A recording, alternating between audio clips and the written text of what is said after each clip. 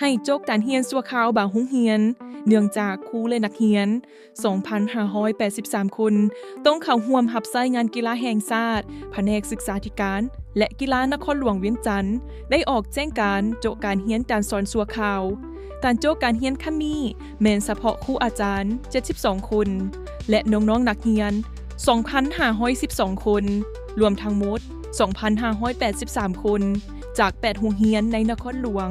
เพื่อกักเกียมความพร้อมเข้าร่วมงานมหกรรมกีฬาแห่งชาติครั้งที่12ที่นครหลวงเวียงจันทน์เป็นเจ้าภาพที่จะเข้าร่วมในก้อนกำลังสวนสนามแห่และแล่นทวนไฟ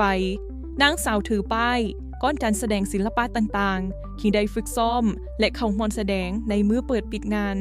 การฝึกซ้อมได้เริ่มมาตั้งแต่วันที่8ตุลา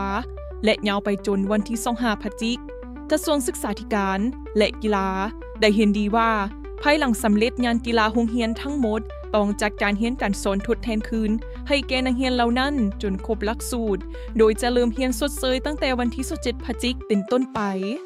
สำหรับมส.เวียงจันทน์มป.นนสว่างมส.ไสสิทธามส.ศรีวิไลมส.มิตรภาพลาวเวียดนามโจเฉพาะครูและนักเรียนที่มีชื่อส่วนคนอื่นที่บ่เกี่ยวข้องแม่นให้เรียนปกติส่วนมส.เพียวัดและมส.พลหันแม่นโจการเรียนการสอนทั่วโรงเรียนและโรงเรียนมส.ตานิไซโจเฉพาะสั้นม.5 และม.6 ทั้งหมดนี่เป็นแจ้งการจากทางแผนกศึกษาธิการและกีฬาเพื่อนำครูและนักเรียนเข้าร่วมงานมหกรรมกีฬาแห่งชาติในปีนี้